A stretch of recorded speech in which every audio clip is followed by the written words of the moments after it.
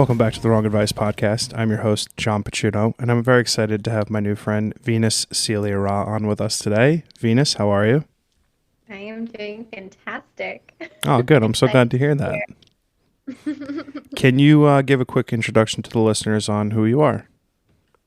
Absolutely. So, my name is Venus, and I'm a spiritual advisor and a light language healer for the earth. And I have many different modalities that I've created and channeled to empower people on their journey here.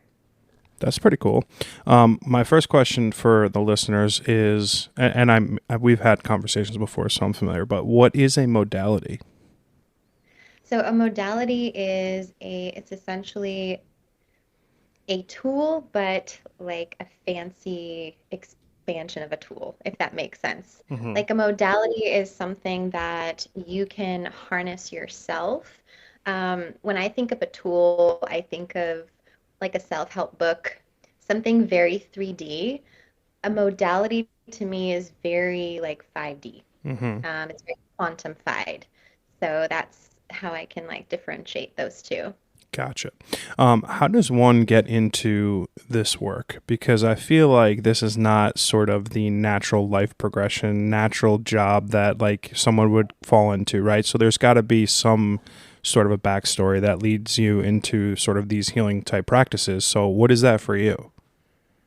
Okay, great question. So, um, the journey to getting here was, if I can like visually describe it for everyone who's listening, is it's almost like you come onto this planet and you're like born into these programs and different masks that you have to wear or you feel you have to wear from your upbringing. And then slowly, everyone has their own time of when this happens, but you eventually start to take down these different masks and you break free from this hard shell that's around you. And then you get to discover who actually you really are and what you're here to do. So that's kind of what that visually looks like for me. Um, and then to answer your other question on just like what that looks like, it's just, I mean, it looks so unique to everyone who is going through the journey. What I can say is from my experience is to just let go of that you have a purpose or that you have a mission. Let go of the fact that you have to heal the world because you will go insane and just be present in the humanness. Like be present in while you're eating food, when you're connecting with someone, like fully have your awareness and senses like turned on in those moments so you can experience life because that is truly why we're all here. It's not to like save the world or be that one person who, does this thing. It's really not about that. So for anyone listening, it's like just let go of the need for a purpose or a mission and just be a human. Oh, I love that. I mean, I find it a relatable practice in that, I've stumbled on a creative career and life that would like have shocked 25-year-old John, right? So the journey that I've experienced in the last 2 years, sort of uncovering the path that I want to take in my personal career, has been transformative for me in both like personal and work lives, right? Like it's opened Yeah. me up to new experiences and opportunities and meeting new people and really just being sort of the best version of myself, right? Like it took a long while to sort of stumble into the thing that I love and cherish. But in a lot of ways, I think that's sort of how life works, right? Like eventually you sort of find your place, you find your tribe, you find your people, you find the thing that you're meant to be doing. And I say, listen, some people are lucky enough to find that at, like 16. Great. Very jealous of you. I just happen to not be one of them. What was it about this calling that sort of like reached out to you and had you sort of gravitate to sort of working in this field? So for me, it was the journey with my voice, the journey with my ability to solely rely on myself for anything I needed. Um, and the journey with my voice started when I was really young. I was able to see other beings, other, you know, alien races that would visit me when I was super, super young, and I didn't know what to make of it. And for me, I got super scared, and so I blocked a lot of my seeing ability at that time. Now that has like slowly, really gradually started to come back, the more that I was trusting within myself to be in that powerful state of seeing. Um, and then the journey with my voice really started. I was always so scared to like speak up, and I'm sure people who are listening can relate, just to share my opinion or to keep the peace. And so going through like this healing with my voice really happened when I left my corporate job and I became a yoga teacher. Mm. Like it's almost like a cliche story, but not really. And when my very first yoga class, I had 100 people and I was terrified. I had the mic on. I'm like in San Francisco, yoga to the people, and I'm just like terrified. So I'm like breathing in my stomach. I'm like, I got this. Like, okay, let's go. And 2 minutes into it, I had this like huge release in my body where I just felt like I'm super confident.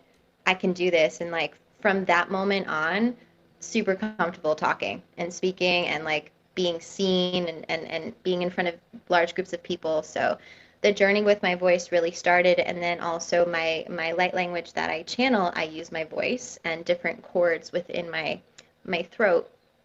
And that brings through different healing modalities, as we just briefly talked about, and also deep healing energy that penetrates into your DNA, into your cells, that creates massive transformation and healing. That's interesting. If you colored me like a skeptic, right, like a person who would be like listening to light healing and voice alterations in terms of like how you can like take a person and sort of like cleanse them, heal them, etc. What is it Mm-hmm. about like like what can you like say to the skeptics that would be like not convincing them of like how these practices work and how they are effective for people, but sort of like open their eyes to the possibilities that go outside of like standard sort of mental health practices and or healing practices in general. Absolutely. There's a few layers I want to touch upon. The first one is everything is energy. Everything. The tone of your voice in a argument or a conversation, you feel the difference, right? You Mm-hmm. feel when someone's angry with you or resentful or happy or joyful. Mm-hmm. Like that energy, we all have the capacity to feel, to be connected, right?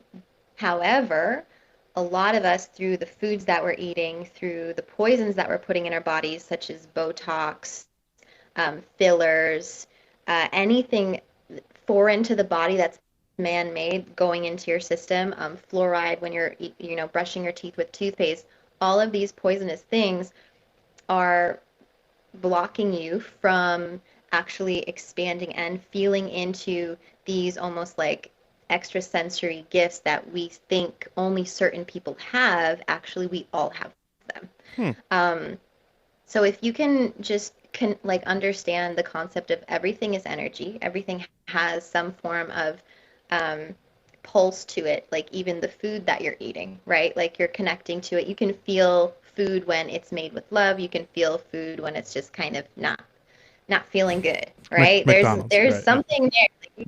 You can pick up on that. And then the other layer, it's like talking to different people here, is that magic is real, right? And a lot of people have um, just been working the 9 to 5 grind, right? And numbing with alcohol or weed or whatever your thing is, shopping, just numbing, numbing, numbing to the point where you don't even believe in your own magic anymore, right? So, of course, you're not going to believe that something like light language is real, because in order for you to do that, you would have to accept the fact of where you're at right now, which is you're unhappy, Hmm. right? And a lot of people don't want to look at that and accept where they're at, so they're just going to put the masks on. It's easier to put the mask on I, I than to accept. I like that a lot. I think mostly because like I think I was guilty of that for a while. Although I do enjoy a good minty toothpaste.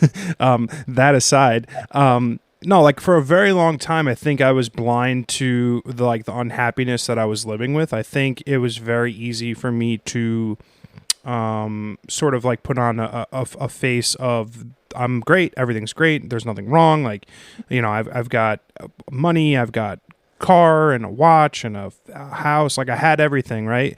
But like when I had some of those things removed and I was allowed to sort of look inward into like, am I happy, right? Like, am I content with the way my life is going? Am I excited about waking up every day and going to work? I wasn't. And like, I think it's normal to be questioning, you know, the purpose and the reason why you're here. I think that's inherently something that mankind will always deal with. And I think that we've sort of, thankfully due to COVID, which is a weird thing to have, it's opened people's eyes to sort of like there are other things out there that are worth chasing and going for versus, going to wake up every day and go to a job that you hate and doesn't fill you up. How did that process unfold for you? Did you get laid off during COVID? Like, were you like you said you lost your job? So like, how did this like come to be? So I essentially, when I left my corporate job, this was like 8 years ago. I pretty much I went through my teacher training and I met with my manager and she's like, "You're up for a promotion." And I said, "I don't want it. Like I just don't want it."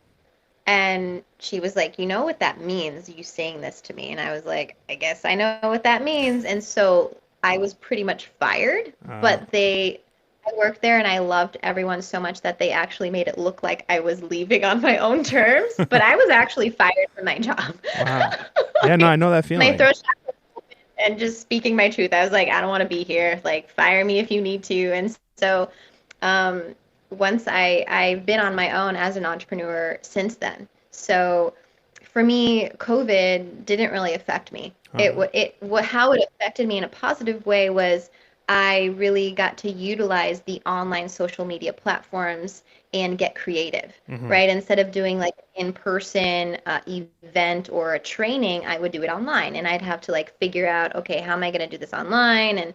And so it helped me expand and work with the technology here um, on Earth, which I love technology. I think it's amazing, and bridging that with spirituality. So it was a nice little like incubator moment for me.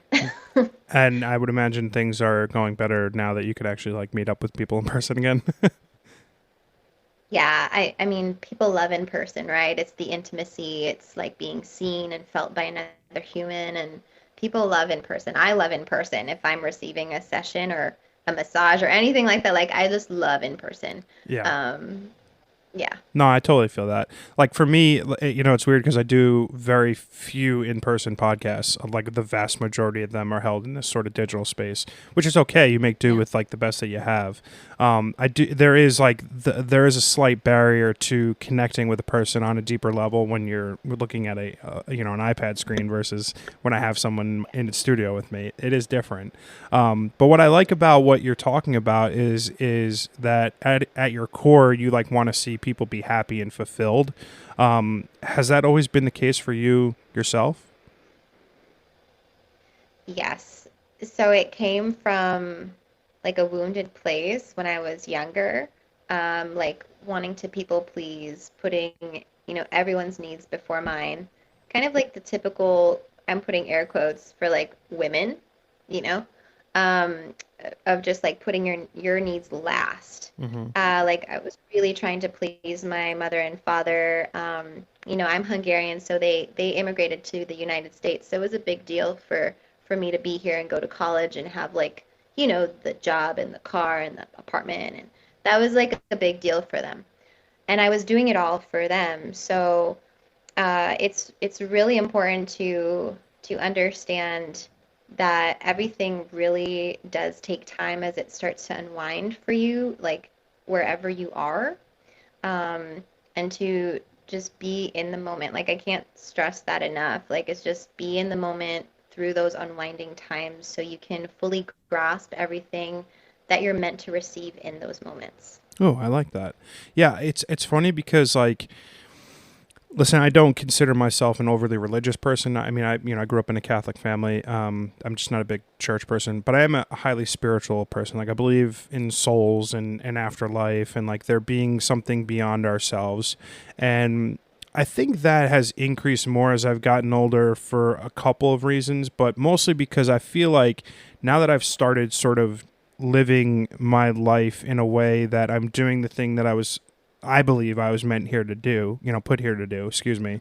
Like the opportunities have become sort of endless in what I can do, right? Like this Yeah. next 5 days of my working career are number one, gonna be the most busy that I've ever been. And I'm doing the coolest stuff that I could have ever hoped for. And I think in a lot of ways, it's just a matter of time when you start like following a process that is meant for you that these things sort of start of unfolding. But there's also times where, I don't know if you've ever seen the meme where it's like the guy digging for diamonds or whatever, and one guy's walking back and the other guy's still digging, and they're both like the same distance away from like the goal. They're wherever they're supposed to Yeah. be.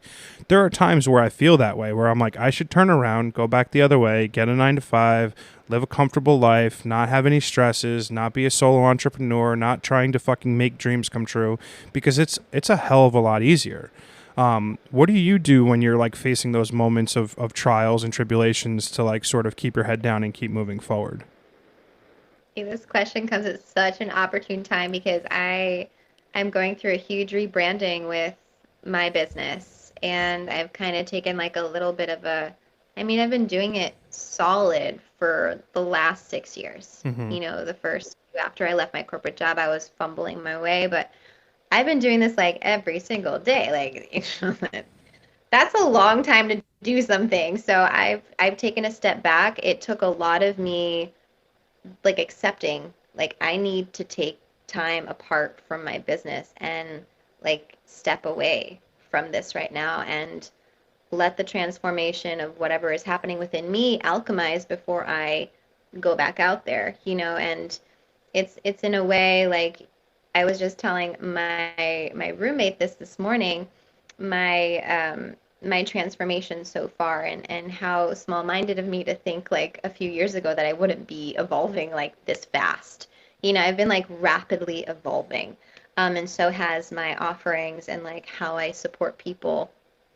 And so through this process, what really helps me is like having that daily practice. Like I mix it up. I don't like do the same thing every single day. I think that's really like constricting to my system. Like it doesn't feel good when I even say that out loud. I'm like, no, like I don't want to do that. Yeah. But I will move my body in any way, dance, yoga, I'll go for a hike. Like I just got to move my body. Mm-hmm.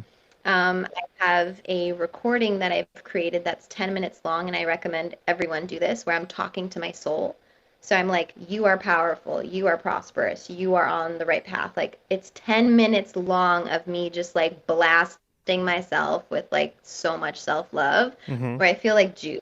I'm like, okay, I got this, right? Like I'm ready to like fucking go. Like let's go. Um, and then I do a lot of journaling, and I also have a mentor and a healer and a coach that help me because I also need help and support, when I'm going through my own humanness. Yeah. So it's really important to have that support system, like very supportive friends who like are not jealous of your success as an entrepreneur, but they're supporting you and they're like your number one fan and they love you. So Yeah. that's super important to discern. Your circle of friends is super important. So I'm very grateful I have very supportive friends in my life and yeah, just having that nice balance and being human. When you're in your spiritual journey, like I went through this, you reach a point where you're like only wearing certain colors, where it's like you're now putting yourself in a box, right? Like if I'm only gonna wear white because that means I'm, the best and I'm connected to God. And you're like, what the fuck? Like, so you can't wear the color black because it's bad? Like, I Yeah. don't get this. So there are people out there that, are they're going through that journey right now. And if you're listening, like, I love you. Like, I've been there. But you reach like this peak where you're like, okay, my ego is now heavily involved in my spiritual journey. and I need to like humble myself, Yeah. right? So go be a human, go interact with other people who are not really spiritual and like talk to them, Hmm. meet them in their world, like see what's going on in the world. You know, there's some people who, and I've been there again, I've gone through a lot of transformation where you're like, I only want to connect and you know have clients that are really already spiritual. That's really intense to like put that constriction on yourself. Again, it's not like a humanness of humbleness where you're able to just talk to anyone, because that right there is spiritual self mastery. If you're able to talk to anyone and meet them in their world and use the words and information and give it to them in a neatly packaged way where they understand who and what you do, that is like the best gift you could give anyone, right? Instead of like pushing your ideas on someone or making them believe a certain way, it's just showing it by example.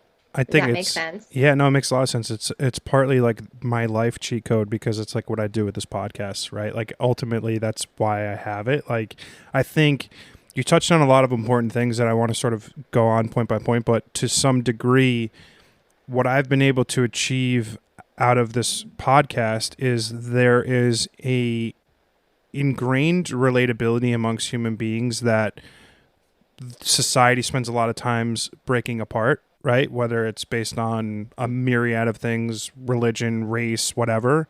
But when you have conversations with people, at the end of the day, like we all just want to be happy. Like we all want to be able to be healthy and happy and the people in our lives to be the same, right? And that's like just innate inside of us as humans. Um, and I think when you realize that we're all just fucked up, monkeys trying to figure this thing out, it makes life a lot easier. I'm a big believer in affirmations. You mentioned your 10-minute tape. That's a little bit beyond of what I do. I've got a couple that I like. I try to write them either in the morning or at night before I go to bed. But like I believe in affirmations. I think if like you're like putting out positive sort of mentalities into the universe, like you will inherently be rewarded for it. And I know that sounds like super cliche and cheesy, but like the last 2 years of my life have pretty much been manifested for itself by me. Like whether subconsciously or not, I've been able to build a life and a business and a sort of like an everyday existence that is beyond my wildest dreams because like I believed when I started that I would get to this point. And like don't get me wrong, I have crippling anxiety and self-doubt and a million things that like affect that on a daily basis, but like that's partly just what it is when it means to be human. And a lot of that, like the reason that I was able to overcome a lot of that besides therapy was also like you said, support system. Were not for the friends and family that I have in my life, I would have given up fucking 5 minutes into this journey. I would have been like, are you kidding? Like I can't do this. Like the money, there's a million things. It's like when you start putting these sort Mm, of constraints on yourself, you're always going to fail, right? And at the end of the yeah. day, when I started lifting these sort of fears and hurdles that I was just blocking myself in my way, I was able to be sort of granted this opportunity to do what I love, which is wild.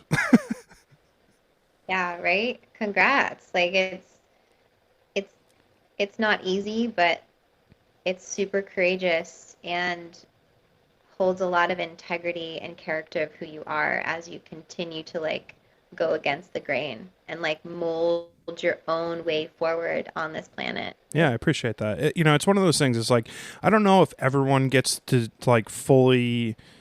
I would imagine at some point in everyone's life they like fully open up to themselves and like have like a rational conversation of like, dude, you're not happy, or like, ma'am, you're not happy, right? Like I would think at some point there's this quote unquote coming to Jesus sort of moment where you're like, what I'm doing is not working. And like for me, it happened in the most chaotic time in the history of the world, right? Like I lost my job in COVID. Like I was battling everything that I didn't know I had to battle. But then through that sort of journey and like all of that went through that process, I've now been able to sort of cultivate everything I could have hoped for and dreamed for. And like, yeah, 2 years ago, I was like just finishing up a 30-day road trip that would have changed my life. Like that did change my life.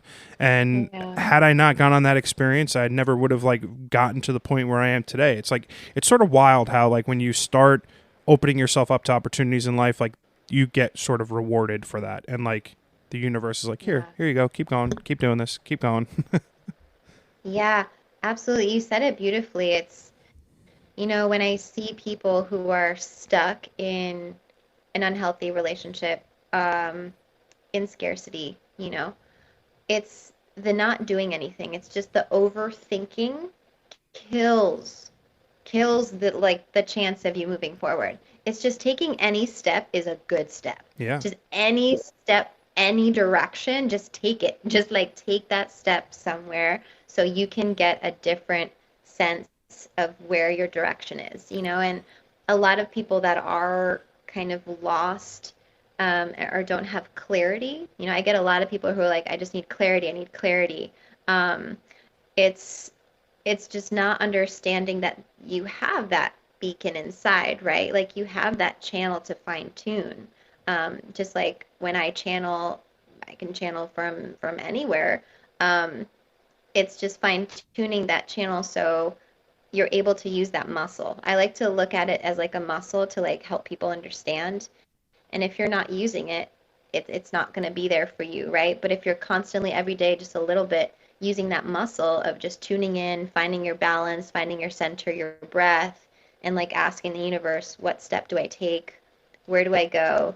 Like, do I take this job offer? And if it doesn't make sense to you, like, see if you're battling with your ego of like, well, I didn't see myself going there in the next 2 years. And it's like letting go of all these stories that really inhibit us from just experiencing what we're meant to in that moment, right? Yeah. Um, for me, my biggest learnings came from losing a lot of people that I love. Like, my dad died 2 years ago. A dear friend of mine died 2 years ago, same time as my dad. My older brother died 12 years ago, and every single time I experienced a death, my best friend died when we were 15, and I would like have parts of my soul come back that were like, you're meant to do more. And it was like every single time I would like really experience like these moments of deep grief or loss, but I would also experience like lots of abundance and transformation at the same time. And I was like, wow, life is so beautiful in Why that do you think way. that is? Because like I have found very similarly that it is only from great loss and tragedy that like I feel like I'm most able to appreciate the things and people in my life. Why do you think that Mm. is? Well, I love this question because I've trained as a birth doula, but I've done a lot of death doula work. Um, I don't know what that for like is. you help someone literally die. Like Oh, you you literally help them like transition the last months of their life, or year. And I literally unknowingly did this for 3 different people. So I've got to witness people in the most rawest moments of their life. And what happens is when you're born and when you die, you're essentially alone, right? But in those moments, you have both life and death. Like in those pinnacle moments, you are literally experiencing the same thing. You're leaving your body here, but you're going somewhere else. Like it's when you come from your mother's womb, you're coming from another place, but you're in born into this world. So it's literally like you're experiencing the same thing, and it easily translates to, you know, human beings being really scared of dying. yeah. Really, really scared of like dying. Yeah. Um, and it's I can't like put it into words too much because I've like faced it so many times where I'm like, all right, like if it's time, it's time. Like let's So you fucking have go. zero personal fear of dying? Zero. Like I don't want to say zero, that sounds very intense, but it's not like a big factor for me because I know in those moments, like I know that you choose how you go out. Like everyone chooses how they die. Hmm. Um, And I know, like, I just trust my soul so much to guide me where I'm like, okay, if this is how we're going, this is how we're going. It's for, I chose this for some reason. Um, so I find peace in that factor. Okay. All right. Well, to be fair, like I wouldn't necessarily choose to die in like a car accident or like crippling cancer or some sort, but like statistically, I'm probably going to go out that one way. I'm not sure I would choose that. Oh my gosh. But I will say, like the only fear that I have in life is dying, and it's not like for fear of like the finality of it, because like I have a belief that there's got to be something else beyond this life because there's just no other point for us to exist, right? I'm not one of those people that ascribe to the notion that like we're just like fucking tadpoles that, have crawled out of a pond of ooze and now we're like having this conversation over fucking Zoom, right? Like I don't think that's real. So my thought process ultimately is that because life is inherently precious and wonderful and beautiful, there has to be something beyond this because it's not like an accident that we exist. That being said, the fear of dying ultimately stems from my ability to accomplish everything that I want out of life. And I don't know that that'll ever dissipate, whether it's like, you know, whether I'm 40 or 60 or 90 or whatever, right? Like, I don't know that that'll ever disappear fully. Yeah, I can completely relate. What I've noticed within myself is that energy around like wanting to accomplish all these things has lessened, Hmm. and now I'm softening into, okay, well, I don't have this pressure on me of like I have to do all of these things, because for a large portion of my life I was doing that and very unhappy. I was It's like, not. It's not like a. I don't think it's a have. It's a need, right? Like there are things that I need to accomplish that I know that I'm here to accomplish, like whether mhm, it's you know photographing for the cover of a magazine, whether it's going on tour with a major musician, like whatever there are like these goals that I have for myself. It's not like I have to do them. Like I just know that I'm mhm, going to and I need to, right? Like I don't like feel pressure to achieve this by any sort of time period or quantifiable dollar figure associated with it. I think at the end of the day, mhm. I'm like just happy to be doing the stuff that I'm doing, but I do need to do more. Like there is a litany of things that I need to do. Like they are ingrained in me that I need to do them. Yeah, that need to do more is, I was just talking about this yesterday. It's having that balance of when you are clearing space.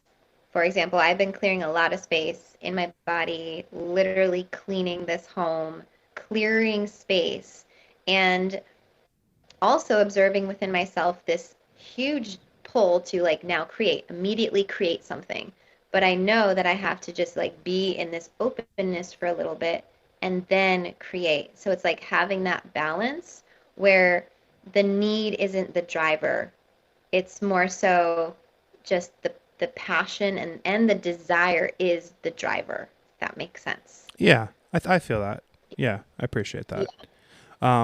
Being that you work intently with people who are likely going through some sort of blocking type situation or like trauma or tragedy or just ingrainedly they're like conflicted and or confused about their own personal life.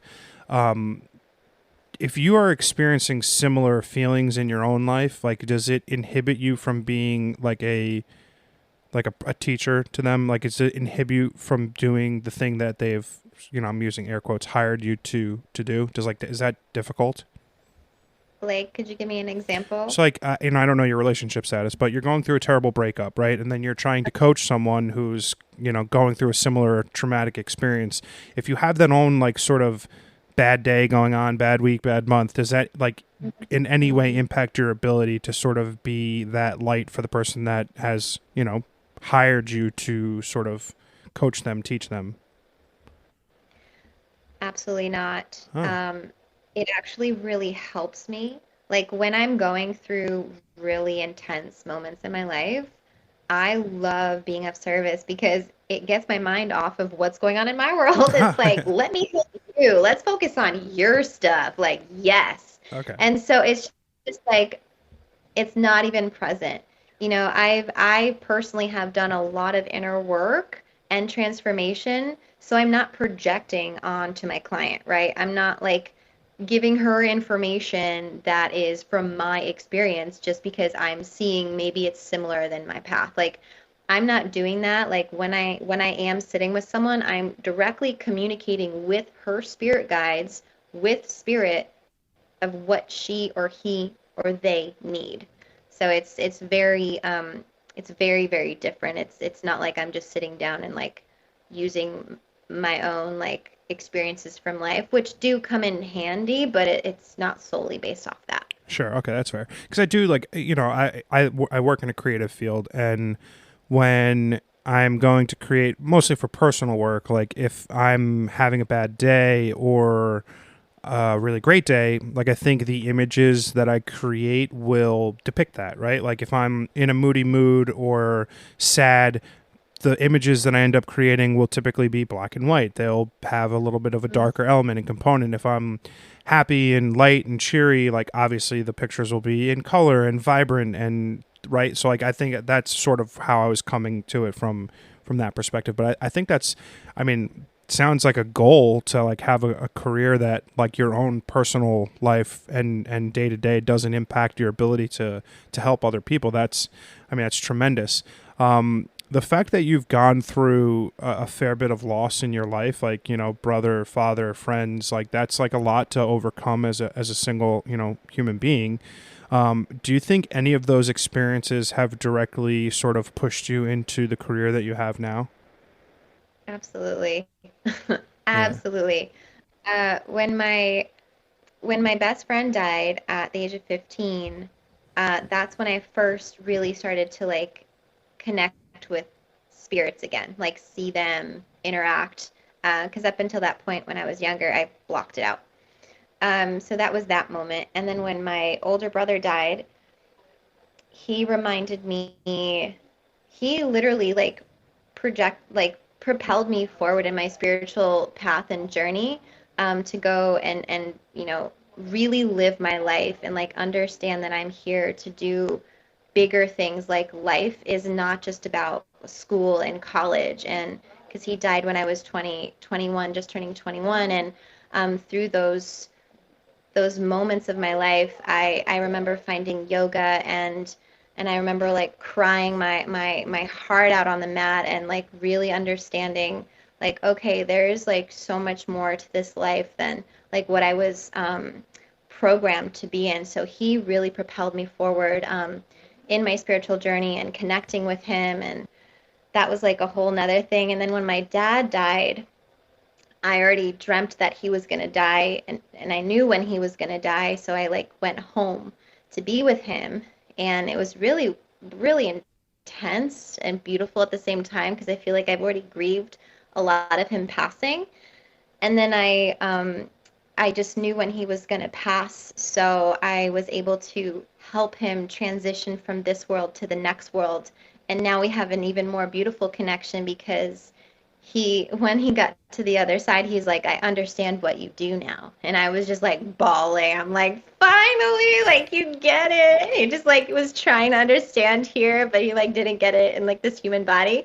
And as soon as he transitioned, he was like, wow. And um, it was absolutely like a beautiful moment for us. And we still have a connection. He's not gone. He's just in a different realm. So So it definitely helped me strengthen my own inner knowing and like trusting my guidance, my intuition, um, and like my spirit team of yeah, of just like life. I think that's So beautiful. It brings up two distinct questions of where is he, and like how often do you guys like communicate, and like what is that I'm sorry that like I've spoken with mediums before. I find the yeah, process bewildering, confusing, scary, wonderful, fuck ton of adjectives that I can't think of right now. But yeah. it brings a lot of questions, obviously, because like it is taboo. It is whatever you want to call it. But I am very curious about that. So when I can like kind of go from like when a soul passes, during that time, it's really important to pray for that soul and envision them going through this tunnel of light, because what's happening for them in that moment, um, and like prior to that, a month before this person actually leaves their body and dies, they're already like transitioning. So it's like already happening. It's not like it happens in that moment and it's like boom, but they really do go through like their whole life. So they're seeing all of these events that they went through, and why that happens is for the soul to make peace, to clear any karma so they can really fully leave. Um, Souls that tend to stay, their family, like I know for me, when my older brother died, like a lot of my family was like heartbroken and like they kept his soul like here. So he was kind of like in an in between. I didn't know at that time to like send him through the light tunnel to heaven. So that was a learning for me. But the soul will stay because it feels like it has to help you in order for them to release. Like they will stay and help you work through that. I've worked with people where they have like an ancestor attached to them still, and like I'm like, it's time to now cut this like connection because they're ready to go and do other things. So um, there definitely is like a heaven. Like that is a real thing. There's definitely a polarity. There's two, on this earth there are the different polarities for a reason. Like I believe that the shadow, the dark is also good. Like it's not scary to me. It's not something that I'm afraid of because I understand it, and we fear things that we don't understand, and it's just easier. But I would love to answer more of your questions if you have. I think I answered all of the ones that you had. Yeah, so like how often do you communicate with like people in your own life? I guess I'll keep Yeah. it to you versus like your clients because I'm curious like how that sort of unfolds. Yes.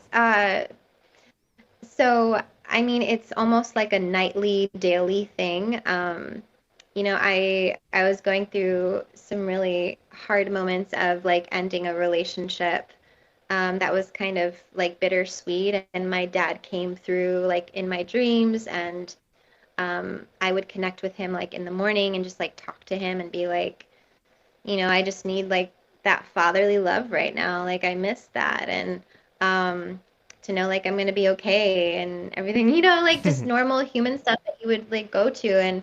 And when I connect in with my ancestors and my spirit guides, I ask them, on my altar, I'm like, what do you need today? And I give them an offering for their service of always helping me and guiding me and protecting me from, bad things happening. So there's just that daily, like little connection is super important, and for anyone listening, like go ahead and just start. Like just start, talking to your ancestors, to anyone who's passed. I also, when at first my brother and my dad passed, I wrote like this huge letter so he could read it, and I would like leave it by my nightstand, because he said like, please write a letter to me, and I was like, okay. So I like remember writing it on my phone, like on the plane. And then I'm like, I'm sure you can read the phone. So I was like, leave my phone out. It's like I didn't have a pen and paper at the time, but it's just like it's almost daily. And then for my clients, like sometimes my clients that I haven't met yet, I will be in their dream. And then when they see me somewhere or somehow, they're like, oh, you're the person like I'm supposed to like connect with and work with. And I'm like, that's cool. That's Like I wild. didn't have that dream. I know, right? Like that's super cool. Yeah. Um, so yeah, that stuff happens all the time, or prior to like the night before, especially if I'm gonna like connect with someone and work with them, I will receive a lot of information, like a lot of information for them for the next day. Interesting. Did you receive Yeah. anything from me prior to our podcast today? I Was I in your I dream did. last night? Yes or no? You were not in my dream last Okay, cool. night. Just checking. No, I just But I find it just so wildly interesting because like I've had experiences with mediums in the past that floored mhm. me and like told me things that like, you know, there's frauds out there, right? That you can Google shit and be like, oh yeah, okay, cool. Saw you got a DUI or something, right? Or like saw you got arrested, right? Like these are things that like you could see in public, but like she was telling me things that were inherently not like known, right? So Yeah. I find it wild and bewildering. But at the end of the day, like it's impressive to me to be able to encounter a human being who's interested in like diving deep into that and like utilizing those sort of skills, and I'm going to use the word powers to like help other people sort of grow and get beyond like any blocks that they may have in life. Because I think, you know, in the two instances that I can think of off the top of my head that I've spoken with a medium, they were in troubling times. Like they were like, I was very in a place of unknowing and like lost of like who I was or what I should be doing. And Mhm. I think that's probably common for a lot of people that you work with. They're searching for more than what they have or what they know. And that's Yeah. ultimately why I would imagine they come to you, or because you're in their dream. Yeah, yeah, one or the other. Yeah, it's something I feel like sharing is maybe someone can understand whoever's listening, but I found myself like, I'm a human being like trying to perfect this niche, like only, speak to like these groups of people. And for me, every time I tried that, it would just not, it just felt like wrong Hmm. because I'm like, I'm not here to do that. Like, I'm literally here for all beings, whatever they're like going through, or needing help like expanding into, instead of just like fine tuning of like I'm only going to focus on people in relationships or something like that, where it's like kind of beyond that. And I just want to voice that because I feel the world right now, especially in the entrepreneurial space, is like I don't know where it came from, but like you don't have to do what is like being done. Like there are no rules to how you're supposed to be. Like I just really like putting that out there because I feel everyone can get kind of stuck in this trap where we're like all in this same box of like I have to have a niche, I have to have this, I have to have all of these things in order to be X, Y, and Z, but you actually don't. Yeah. I Yeah. think that is such an important notion because at like for whatever reason everything is like hyper told about, right? Like you can only post on Instagram a certain amount of times a day, and the algorithm, and if you want to start a closet business, you can only, do these kind of advertisements or these. There are no rules, right? Like at the end of the Yeah. day, figure out a path and a pattern that works for you and yourself and follow it. It doesn't matter what other people have done. Like you don't need to mimic someone else's success. You don't need to try to follow someone else's lead. Like if you're starting something on your own, be your own leader, trust your own gut, and follow your own path because ultimately that's going to lead you to the greatest success that you can have. Yes. Thank you. That's exactly it. Bam, That's bam, the bam, sauce right bam. there. Like one of those like rap songs. Yeah. Uh, I think that is like the absolute perfect way to like live a fulfilled life because ultimately like I as a creative I find myself second guessing myself all the time. Like I got to do this, I got to do that, I got to do this. And at the end of the day, I just want to follow my own path and be my own leader and make myself happy. Yeah. Thank you. Thank you for sharing that because I work with a lot of creatives, and even for myself, like starting out, I would compare myself, like, no one's doing this or no one's, and then I would like kind of cave and just like be small. But once I started to just not give a fuck, like, Yep. and just do my own thing, like I started to attract other people who are like, "Hey, I want your help. Like I have this creative idea or this business or whatever, this healing modality that I created and how do I, do X, Y, and Z?" So, being a creative, it's really important to nourish yourself because you are essentially an influencer in the most appropriate ways, like where you're taking in information from movies and songs and other people and outside where you're able to still feel yourself. You're able to still be you. You're Mm-hmm. not going to like just regurgitate information that you saw on a thread on Instagram. Like that's gross. Like we're not here to do that. Like Absolutely. you're I better than that. Yeah. Like come on. I couldn't possibly agree with anything more. That you just absolutely nailed hit the nail on the head. That is 100% truth. Yeah. Venus, I mean, I'm just so wonderfully appreciative of that conversation and being able to have you on the podcast today. I think the work that you do is crucially important to helping people sort of grow and mature and live a life that is a lot easier for themselves. And it's always fun for me getting to have these kinds of conversations with people who do something totally outside my purview of life. And yeah, I'm just immensely thankful for having you on. I've got a really cheesy line. If you've been on my podcast, you're part of my family. So thank you, welcome, and I hope you have a great rest of your day.